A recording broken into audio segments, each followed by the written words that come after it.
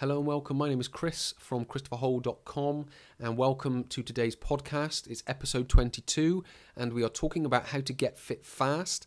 And I want to try and sort of give you a blueprint of how to do that.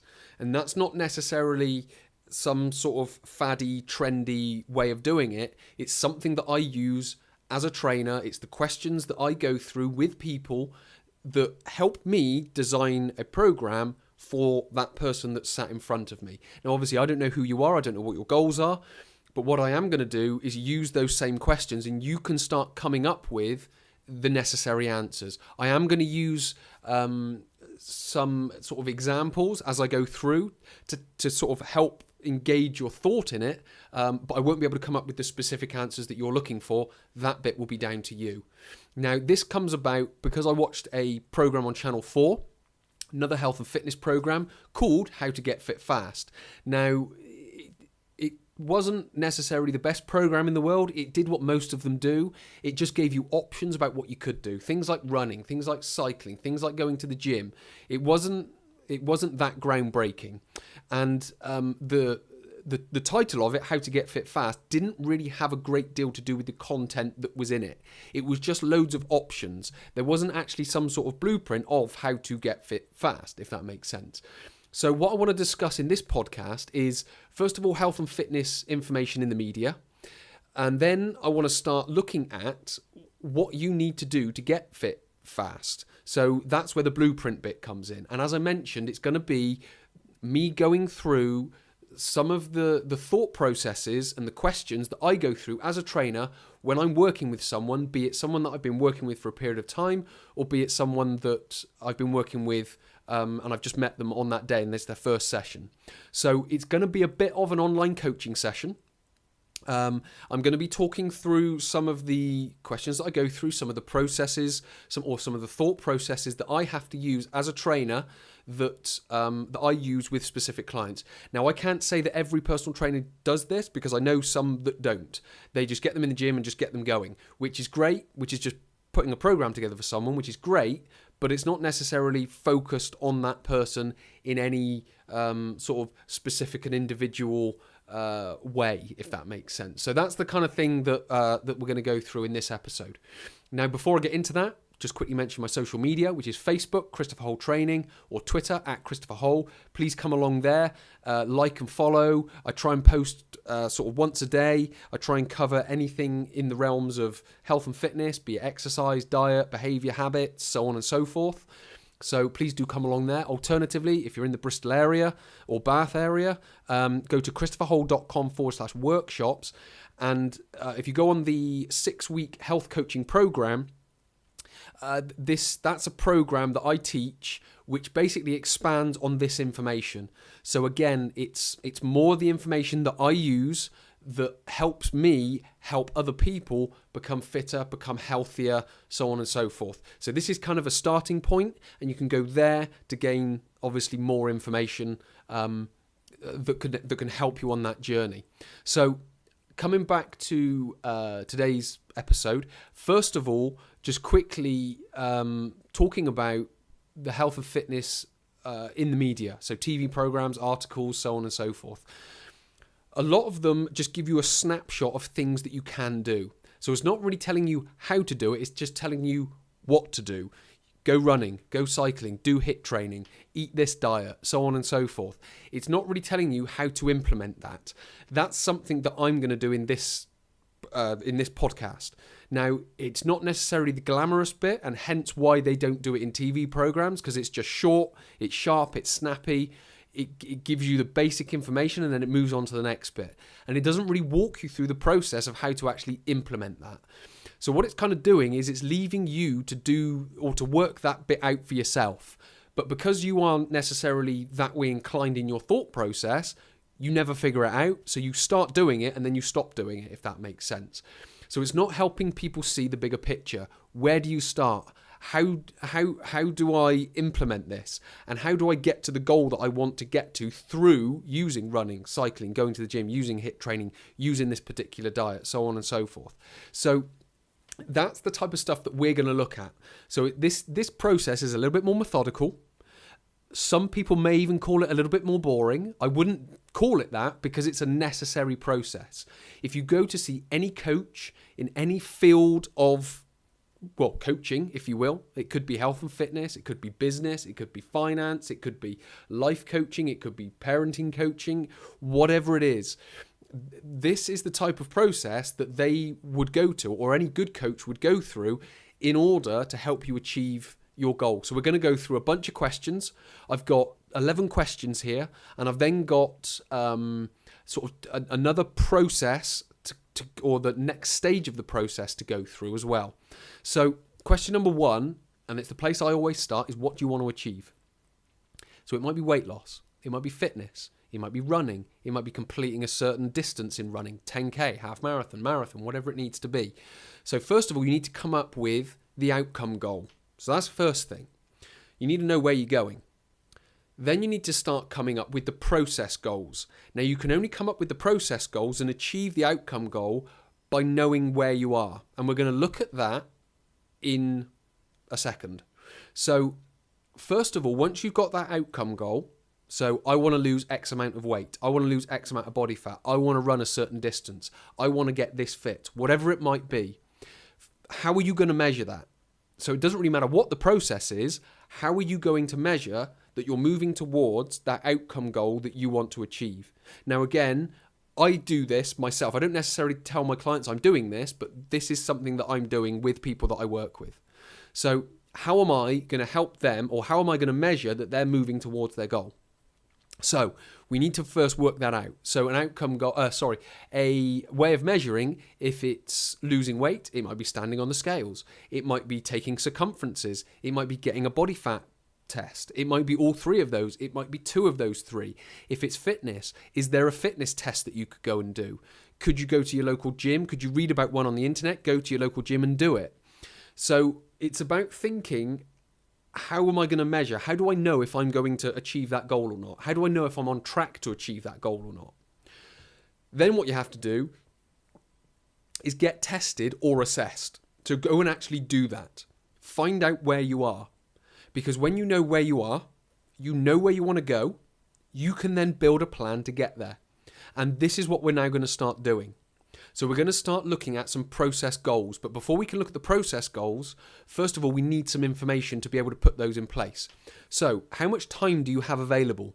So if it's a weight loss goal, there's going to be sort of maybe some new dietary habits that you're going to have to form. If it's exercise, how much time have you got for exercise? Have you got 3 hours a week, 4 hours a week, 1 hour a week, 6 hours a week? How long have you got? Because you might need to now start going to the gym. So you're going to spend an hour at the gym, but you have to get there. You have to get back. You have to take time to get changed, so on and so forth. Are you going to go before work? Are you going to go after work? So you've got to start working these things out. So first of all, how much time have you got available? What past experience do you have? Do you have any experience that you can draw on? Yes, I used to go to the gym and I used to go before work and that worked really well. Or I tried to go before work and that didn't work so well. Okay, so I'll try going after work, or I'll try going in the evening, whatever it might be. So what past experience have you got? Have you lost weight in the past? What did you do to lose weight? Can you just replicate how you did that? Or have you lost something, be it the knowledge, or you've lost the diet, or you don't know what the diet was, or can't remember what it was. You've moved to a different area and you don't have the gym available to you, or a good enough gym, or you don't know the trainers in the area, so on and so forth. So what past experience do you have that you can draw on, be it positive experience that you can replicate, or negative experience that, again, you could gain feedback from and do something different? What exercise do you like? So they're telling you go out and run. They're telling you go out and go on your bike, go to the gym. But do you like dancing? Do you like going to the gym? Do you like running? Do you like cycling? What are your preferences? Do you like going out walking? Can you do more of that? Can you make time in your week to go and do that? Do you have the environment around you to be able to go and do more walking? Do you live in a hilly area? Do you live in the countryside? Do you live in town? So it's thinking of, where am I and how can I start putting this in place? What injuries have you had in the past? Are those injuries going to stop you going to the gym as much? Because a lot of people that I work with, they want to achieve something, but they have back pain or something like that. I get knee pain when I start doing this. So what we might have to do is sort the knee out or sort the back out before we can achieve the goal that they want to achieve. Now, that's not to say that we can't achieve the goal. It's just saying, right, we've just got to work this bit out on that journey, if that makes sense. So the next one is, what does your diet look like currently? If you're looking to lose weight, are you eating too much? Are you eating too little? Are you not eating enough of the right foods? Are you eating enough of the right foods? So it's sort of building that picture of what that diet looks like so we can then start adjusting it accordingly. Are we eating the right amount of carbohydrates, proteins, fat, vitamins, and minerals? So what you might need to start doing is one process-orientated goal might just be start writing what you're eating down. It's not looking to necessarily move you towards the outcome with regards to losing weight any quicker, but it's helping you build a picture of how you can do that, if that makes sense. So the next one would be, what are your stress levels like at home and at work? If you've got stress levels or high stress levels at work or at home, that will tend to change your eating pattern. You might emotionally eat due to those stress levels. So you might have to think, how can I manage those stress levels better? What's causing those stress levels to make me eat that way? So you might then need to start thinking, well, okay, I need to start changing this, or I got to try and not expose myself to that environment, if that makes sense. If it's deadlines, I might need to start managing my time differently so I can achieve my deadlines quicker, which will minimize my stress, which will allow me to focus on my eating and focus on my exercise regime a little bit better. The next one, are your family and friends on board with your goals? A lot of people fail in their weight loss or fitness goal simply because their family aren't on board with it. So they're cooking their children and the husband or the wife a certain meal, and they're having to eat something different. So they're creating two different meals in the same environment, which is taking longer because they have to juggle one and then juggle the other. So it's can the family be involved in that? Are they supporting you on that journey, or are they pulling you in other directions? So it's thinking of that and how you can then think creatively, which is what we're going to talk about in a second. Thinking creatively of how you can overcome these challenges if they are there. Another one might be, what exercise groups are local to you? So what is in your local area that you can get involved in that's going to make this process easier? So where there's a lot of questions, what I'm able to do as a trainer is I know how to implement these answers a lot quicker. This might be sort of overwhelming to you, but what we need to do, which is the next process, is as you go through these questions and start answering them, is you need to start thinking creatively and critically about these answers. Because as we think creatively, we start generating ideas. So with the answers that you come up with to those questions, is you need to think, then generate the ideas. Write them down. So imagine possibilities. So first of all, generate ideas, imagine possibilities, generate some more ideas, and then brainstorm some solutions to them. So what we're starting to do now is think creatively about those answers. So as we answer them, we've got that creative thinking in place to just literally just do a mind dump onto a piece of paper about all of these questions, and then start sort of brainstorming it. What we then need to do is then start thinking critically about the answers that we've just come up with. So we need to start judging the ideas that we've just made. So we need to then start identifying pros and cons about the time that we have available. So we might then start to think, okay, I've got 4 hours available a week. Well, okay, is that including the time it takes to get to the gym? Is that including the time it takes to get changed? Because that's going to eat up some of the time. So we then need to start think critically about those, and then we need to start considering alternatives. And what we'll start coming up with is ideas that we can fulfill. So what we've done first of all is we've got all the questions. We then think creatively about those questions, and we just come up with ideas and we just dump them on a page. What we then do is think critically about it and think about, well, which ones can I do? I know I can do that idea. I know I can do that idea. I know I can start with that idea. So what we then start doing is we start building a plan. And this is where the process goals come in. Because what we start doing then is we just start putting some ideas down into a plan. Now, I'm only thinking 1 month at a time. I'm not thinking, 3 or 6 months at a time.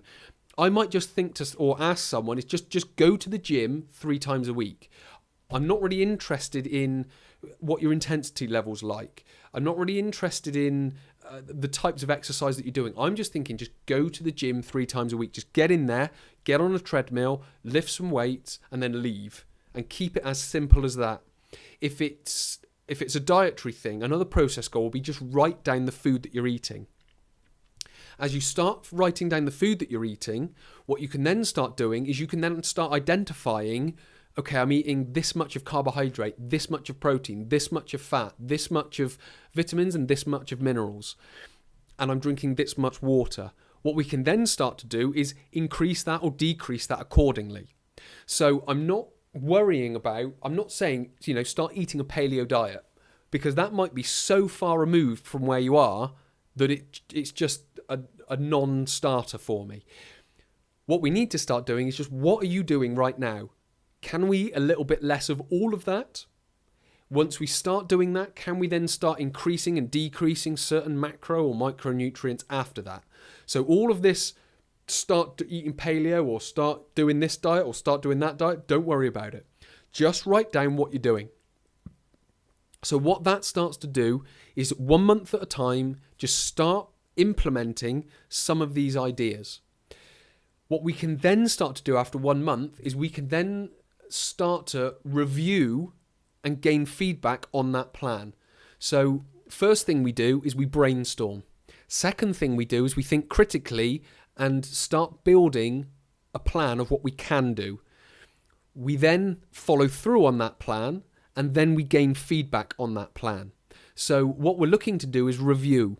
So some of the questions we might ask there is, are you following through? If you're not, why not? If you are, great, carry on doing it. What could you change? So out of all those ideas that you came up with at the start, what else could, if something's not working, what else could you bring in? Do you need to not go to the gym as much? So if you're thinking, I need to go to the gym 3 times a week, could you go 2 times a week? If you are going to the gym 3 times a week, can you start going to the gym 4 times a week, if that makes sense? If you're now writing down your diet, are there certain things that you're seeing that you need to increase or reduce? Is it just portion control, or is it carbohydrates, fats, proteins, vitamins, minerals? Could you start drinking more water? So what changes could you make? And the final thing is, are you achieving what you set out to? So are you then retesting yourself or reassessing yourself and then moving forward on that plan? So that is kind of I guess you could say, the blueprint and the whole picture. So this is what you don't get told about health and fitness. So as a trainer, this is what I go through with each client. I'm thinking, okay, I need a consultation. I need to write down as much as I can about that person.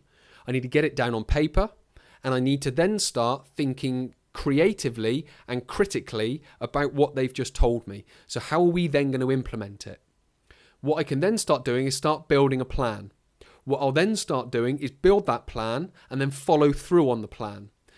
Once I get sort of 3 to 4, maybe 5 to 6 weeks in, I will then start reviewing that plan. Well, to be fair, I'm reviewing that plan every session based on feedback from every session. But what I will do is at certain points, I will review the plan. I will think about, is this moving them towards or is this moving them away?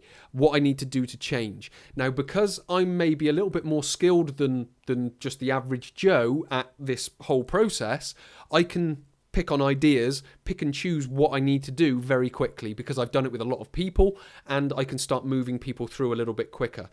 This is a new skill that you're learning. You're essentially self-coaching yourself. Now, again, that's a skill in itself. Again, if you want to come along to the 6-week coaching program, just come along there. I'll be there. and I can help you on the journey. That's what the program's all about. So just come along there, and in a sense, this will start to get done for you. But if you haven't got that opportunity, then this is the type of thing that you want to do to start implementing your, in a sense, health and fitness goals. Now, if you think, well, that just seems like far too much like hard work, then, great. You've got that understanding and you're not going to do it. So don't do it, because it feels like too much work for you. So just carry on in life as you want to carry on. But if it's something that you want to do, this is the process. Again, it's not glamorous. It's the nuts and bolts of the industry. It's the nuts and bolts of achieving what you want to do. And it's what any good coach will go through with a person to be able to help them achieve their goal. So hopefully this has been useful for you. Hopefully it's given you some new insights into not only self-coaching, but working with me. Come to the 6-week health coaching program and, get involved in it, because this is the type of stuff that we'll be going through. And hopefully you'll then be able to implement a plan, review a plan, and move yourself along with the goal that you want to achieve. So many thanks for watching. Many thanks for listening. And my name is Chris from ChristopherHole.com, and I will speak to you in the next episode 23. Thank you. Bye-bye.